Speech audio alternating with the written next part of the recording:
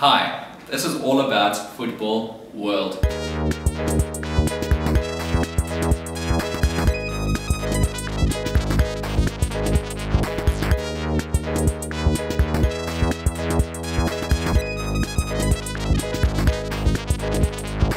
Today we're going to be discussing big topics like women's football, players playing into their late 30s, early 40s, as well as player fines and suspensions. Then we're going to be covering some moderate topics, and after that, our favourites, player discussions. And we have, once again, our exciting panel, Louis, Sam, and JV, and of course myself, Hayden. And now for our first topic of the day, women's football. Someone knows a lot about that. Louis, what do you have to say on that? Thanks again for having me on the show, Hayden. Women's football has grown in leaps and bounds over the past few years since its inception in the late 90s. Our international counterparts, big countries such as England, USA, Germany and Japan, they are leading the pack in as far as development and the infrastructure of women's football, and their leagues are very good leagues. South Africa's leagues are at the development stage, but I'm sure in a few years we'll get there.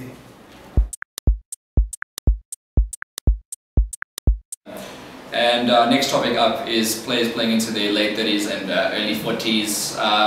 JB, can you tell us a bit more about that? Okay, thank you, Hayden, for having me on the show again. So players who play with passion, they run longer. We can take rankings, for example. He's still playing now, he's still playing well. And we can take Paul Scholes. He went to retirement and came back to play again. So just shows that if you love something and you're passionate about it, you can do very well. Thanks for your thoughts on that matter, JB. Next up is another one of the main topics. It is player fines and suspensions, and today we have Sam to discuss that. Thank you, Hayden. Player fines and suspensions. Now, we all know that there's this thing going on about Twitter and people name bashing or racist comments. Now, I think smack talk it's all good, you know. I mean, the fans love it. It lets you know what the players think about each other. But when it comes to racism and just hate speech, it's unacceptable. I think there should be some fines for that. Thanks, Sam. Now starting with our moderate topics. First of all, we'd like to start off with Sam discussing our BARCLAYS Premier League top scorers, and who do you think they'll be? Well, Hayden, this lineup really isn't surprising. I mean, these players are very good players and they've given the game their all, and you can see this from the goals they've scored. At the top we have Luis Suarez with 22 goals. Second, Robin van Persie with 19 goals. Gareth Bale comes in on third with 16, and lastly Demba Ba with 15 goals. Thank you for that. We just want to find out what is the main difference between the older generation of footballers and the current crop of footballers, and to have that discussion with us will be Louis. Well, Hayden, I think there hasn't been that much of a difference in terms of the quality and the talent of players. The talent has always been there, but I think the substantial change that has been now that we didn't have back then was, I think, the money issue. Players get paid a lot more money right now, and sometimes from player to player it differs. That can be a demotivating factor. Some of them it works out for them, but I think the money that has been pumped into the game has changed the morals of the players. In the weekend just past, we witnessed the Soweto derby, Orlando Pirates versus Kaizer Chiefs. Specialist in that field, JB, please tell us more about the match. It wasn't the greatest derby of all time, considering the fact that it was televised internationally. But then, Orlando Pirates goalkeeper, Senzo Meiwa, he did very well. He saved the team, and he got himself man of the match.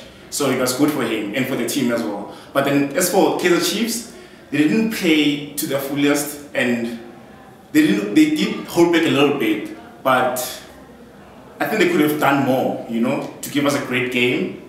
But other than that, it was just a derby, and not something to be proud of, you know.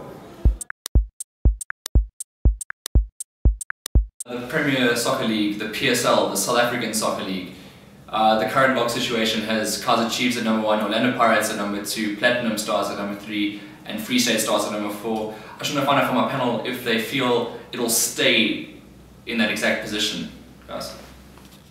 The top 4 teams are very different this year. Chiefs and Pirates are always first and second, either way. There's other 2 which are Free State Stars and Platinum Stars, are a surprise package. Platinum Stars have been playing a very nice, enterprising football. They thoroughly deserve being there in the top 4.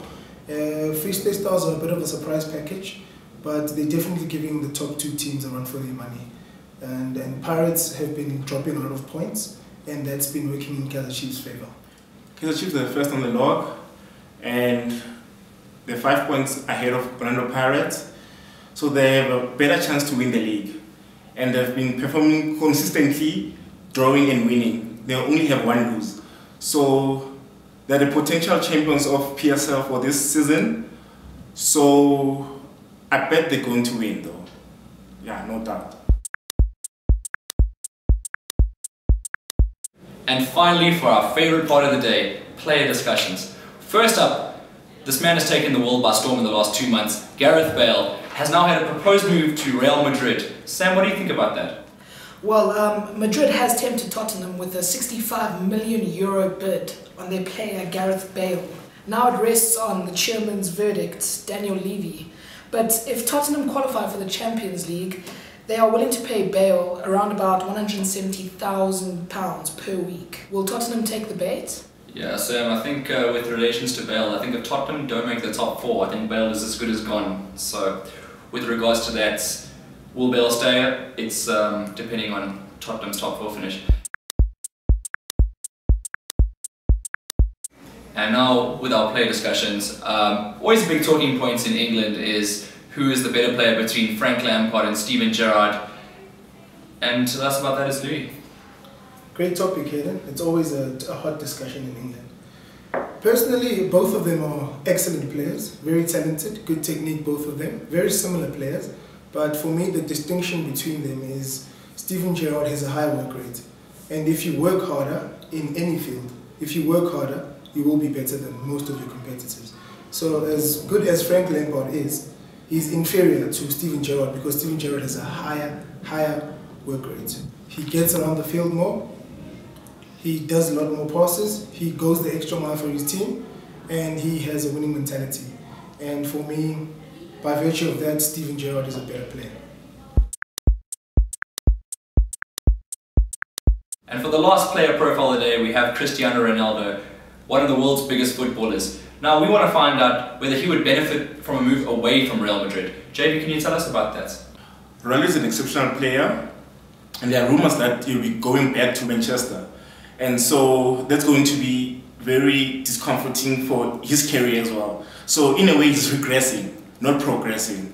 With his image as well, he has to think about his fans, people who likes him, who loves him, who loves to see him on TV.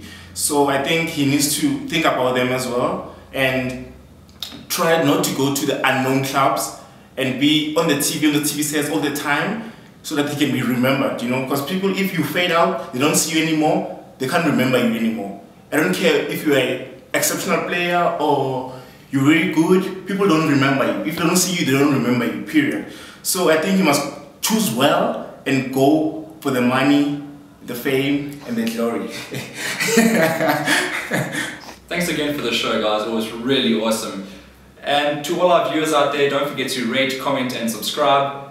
We'd really like to know what you have to say. And this is All About Football World. Check you again.